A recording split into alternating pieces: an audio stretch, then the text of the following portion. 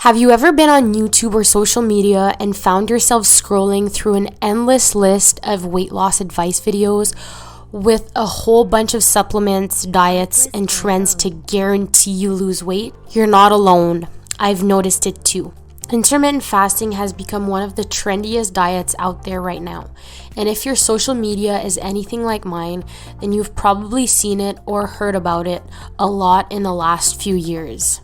I'm Emily from Health Insight, and over the last few years, I've noticed so many people make health-related content, but either don't explain the logic behind it or make it sound super complicated.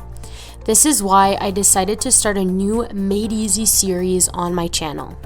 In this series, I'll be explaining all kinds of health-related content in a straightforward, no-nonsense way. If you like this content, please like, comment, and subscribe to my channel. I'm on the road to 50 subscribers, and your support is very much appreciated. So today's topic is intermittent fasting. Chapter 1, what is intermittent fasting? Intermittent fasting describes a pattern of eating that cycles between periods of normal eating and fasting. And fasting simply refers to periods of not eating. So for example, if I say that I'm going to fast for the next 12 hours, it would mean that I don't eat or have drinks with calories for the next 12 hours. So during periods of fasting, all you would consume would be water. The most common type of intermittent fasting is either a daily 16-hour fast, meaning that you would only consume calories during an 8-hour span during the day. Here's an example. From 6 p.m. to 10 a.m. you fast, meaning you don't consume any calories. Then from 10 a.m. to 6 p.m. you can eat and consume calories normally. Chapter 2, the purpose of intermittent fasting. Okay. So now that we have a better idea of what intermittent fasting is, let's talk a bit about how it's related to weight loss. So unlike most diets, intermittent fasting doesn't restrict you from eating certain foods or counting and tracking all of your calories.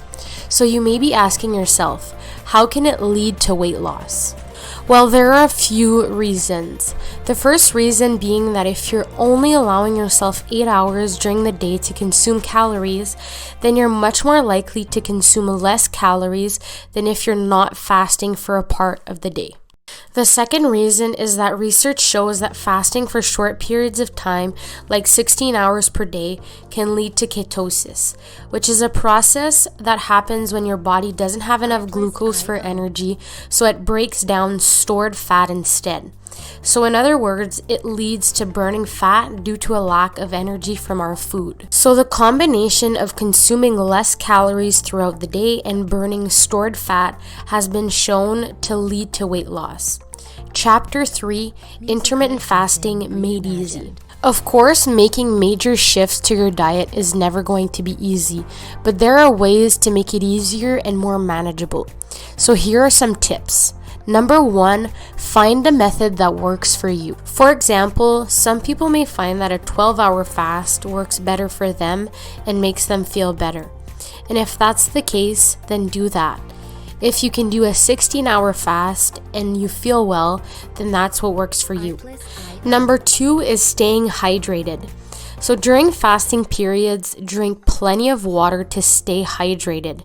You'll see the difference between when you're fasting and dehydrated versus when you're fasting and hydrated.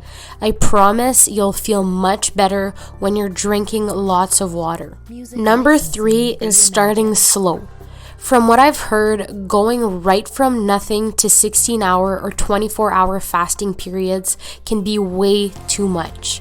So start slow. Start with 12-hour fasting periods, and if you feel well and are liking it, increase the time. Number 4 is staying busy. Try to keep yourself busy during fasting periods to keep you from thinking about food. Think about it this way. Your body is used to getting food at certain times. Your body and mind subconsciously expect food at certain times of the day, depending on your eating schedule. For example, if you're eating before bed every day, then your body expects food at that time, and you'll find yourself getting hungry before bed consistently.